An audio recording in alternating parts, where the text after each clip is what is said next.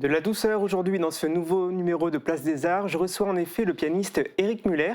Bonjour et merci d'avoir accepté notre invitation. Bonjour et merci à vous pour l'invitation.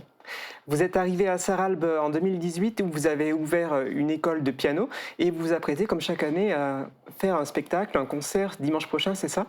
C'est ça, alors ça fait plusieurs années que je me produis à Sarralbe. C'est en fait l'endroit où je donne le premier jet de mes programmes et ensuite que je vais jouer à différents endroits partout ailleurs en France. Et ce dimanche justement, qu'est-ce que vous allez jouer?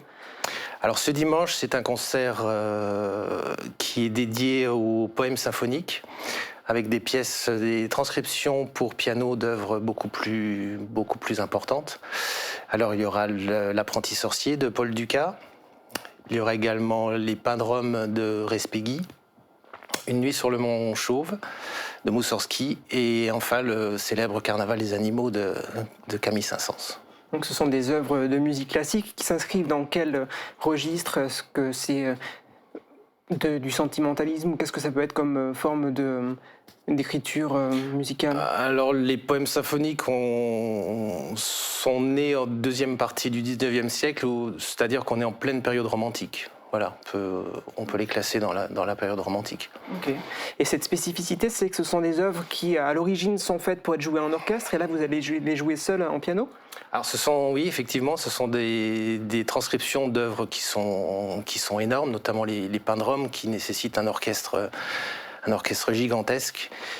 Et la transcription pour piano est assez compliquée, et je me suis lancé en fait dans cette idée, dans ce défi. Qu'est-ce qui fait que le piano est capable comme ça de jouer des partitions qui sont normalement destinées à d'autres instruments? Alors le piano on l'appelle l'instrument roi. Donc la polyphonie permet en fait de rassembler tous les instruments en un seul et de faire beaucoup de choses en fait. Donc c'est-à-dire que les gens qui viendront à ce concert donc, dimanche à 16h à Sarralbe, ils auront l'impression d'écouter un orchestre, c'est ça quelque part? J'ai pas la prétention de remplacer l'orchestre.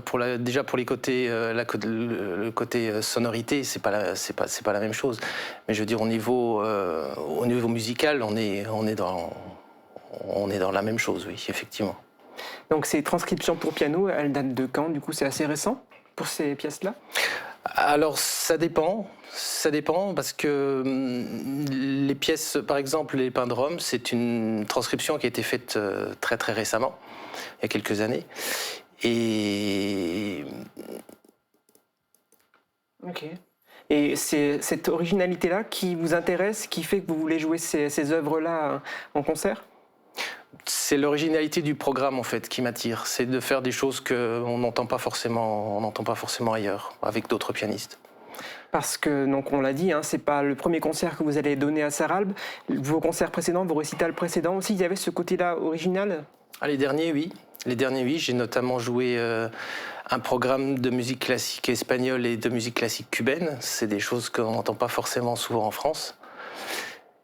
J'ai donné également, l'an dernier, j'ai donné un concert sur le thème des Mille et une nuits, où j'ai joué également une transcription du célèbre conte de Scheherazade, Rimsky-Korsakov, ce qui était également une transcription d'une grande œuvre orchestrale.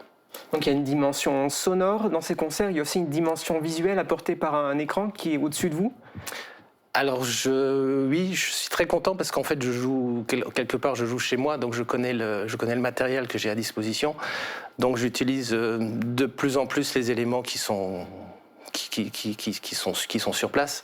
Donc l'écran géant, oui, ça fait partie des choses que j'utilise.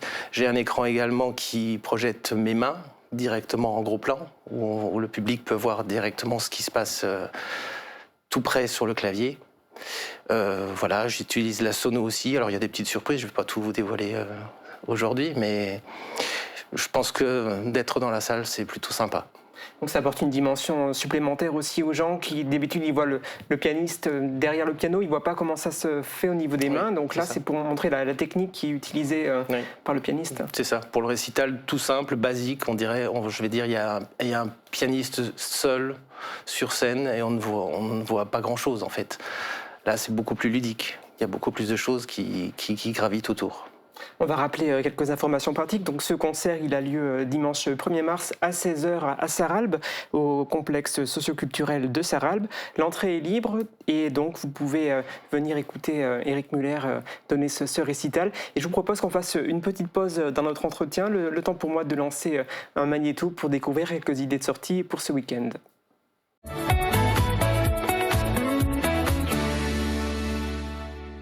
Même si nous sommes entrés en période de carême et qu'en théorie carnaval c'est fini, certains ont encore envie de se retrouver déguisés pour faire la fête. C'est le cas des membres de l'association SCL de Grunewiller.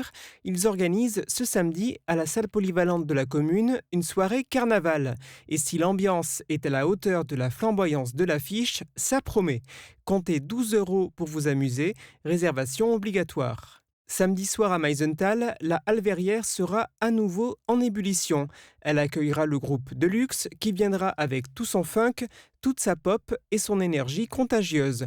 Les 6 moustachus ne seront pas les seuls à se produire puisque la chanteuse Lara Issa montera également sur scène. Tarif pour assister à cette soirée, 37 € en pré-vente, 40 € le soir. La culture, c'est aussi être calme et silencieuse. Illustration samedi soir à l'Operschuse avec une conférence sur les espèces et les espaces naturels sensibles en pays de Sarreguemines. Cette conférence diaporama sera co-animée par Alain Trinquel de la Ligue de protection des oiseaux et Thierry Gidet du Conservatoire d'espaces naturels de Lorraine. L'entrée est libre et gratuite. Une autre thématique qui mérite d'être approfondie, la participation de Sarreguemines aux expositions universelles de Paris au XIXe siècle. Entre 1855 et 1900, la France a accueilli 5 expositions universelles et la faïencerie de Sarreguemines était présente à chaque fois. Au cours de cette conférence, Pascal Meyer, membre de l'association des Amis de la Faïence de Sarreguemines à Mulhouse de Seim, vous en dira plus. Rendez-vous ce dimanche à 15h au musée de la Faïence.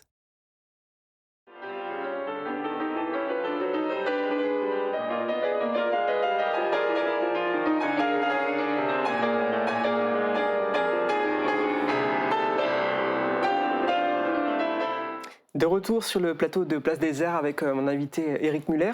Donc aujourd'hui, on l'a dit, vous habitez Sarralbe depuis 2018, mais ça n'a pas toujours été le cas. Vous êtes originaire d'une autre commune, je crois. Quel a été votre parcours ? Alors je suis originaire de Moselle, je suis né à Dieuze. J'habitais un tout petit village qui s'appelle Laure. C'est Albestroff, Münster, voilà, donc où c'est à peu près situé. Mais ensuite, je suis parti sur Nancy pour suivre mes études et ensuite sur Paris pour le Conservatoire supérieur de Paris. Comment est-ce que vous avez découvert le piano ? C'est un pur hasard. C'est grâce à Monsieur le curé de Laure, justement, qui a fait venir chez lui les gamins qui étaient là, qui servaient la messe, par exemple. Je servais la messe le mercredi. On a été chez lui et c'était un amoureux de la musique. Il a fait quelques années de piano dans sa jeunesse et il s'est lancé dans l'idée de nous initier, enfin de nous montrer un petit peu ce qu'était le piano. On était une poignée, 5, 6, voilà.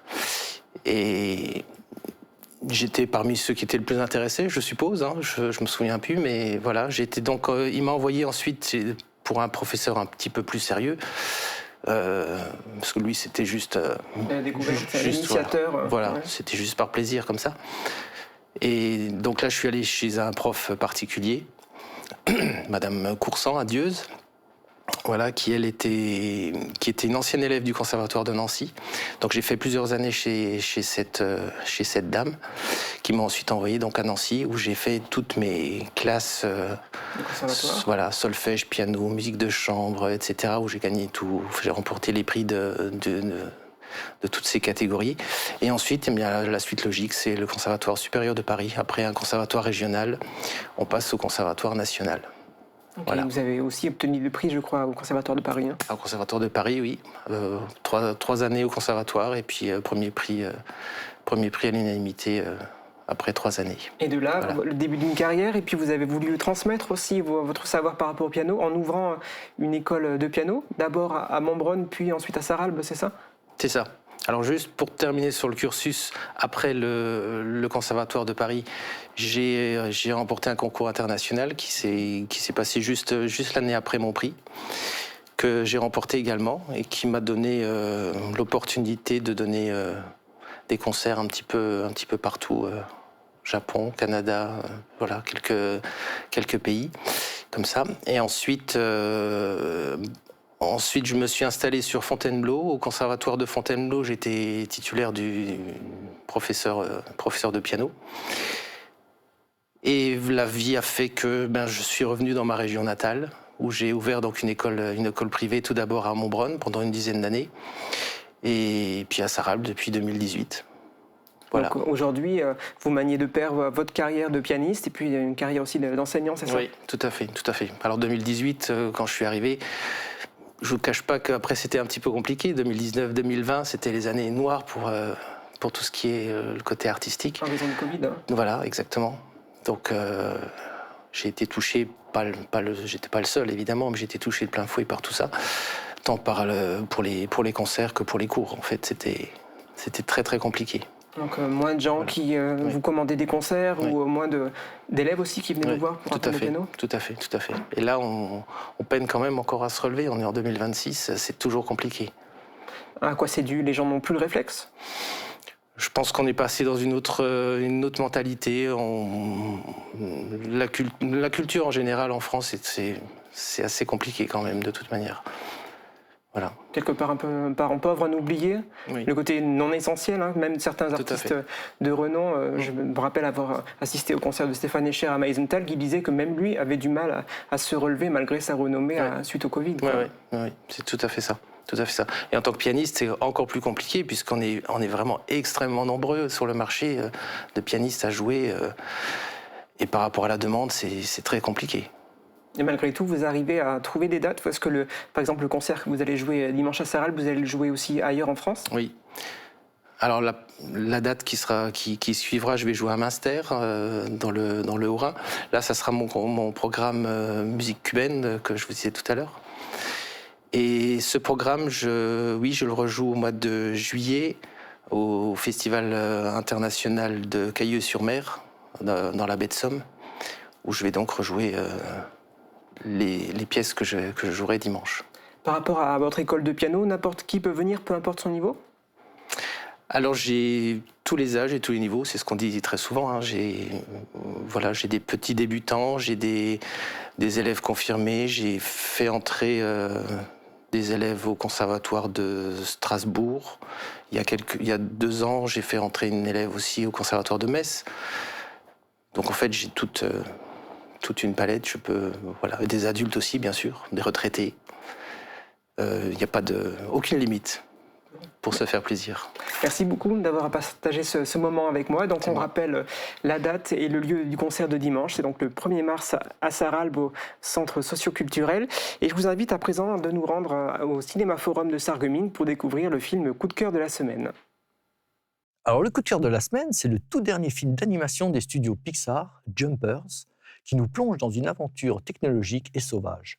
On y suit Mabel, une jeune fille passionnée par la nature, qui, grâce à une technologie révolutionnaire de transfert de conscience, va sauter, d'où le titre Jumper, dans le corps d'un castor robotique ultra réaliste. Son objectif est d'infiltrer une colonie de castors pour comprendre leur mode de vie et les protéger d'un projet immobilier massif mené par le maire de la ville. Alors visuellement, les studios Pixar ont abandonné le réalisme pur pour un style plus artisanal. Les décors ressemblent presque à des peintures. Cela donne au film une identité visuelle unique qui le démarque des précédentes productions, comme Vice Versa ou Toy Story. Alors c'est beau, c'est drôle, et c'est déjà un futur classique. Alors le film sort le 4 mars, mais on vous propose une avant-première exceptionnelle ce dimanche 1er mars à 11h. Qui dit séance du dimanche matin dit tarif sympa. Alors à dimanche.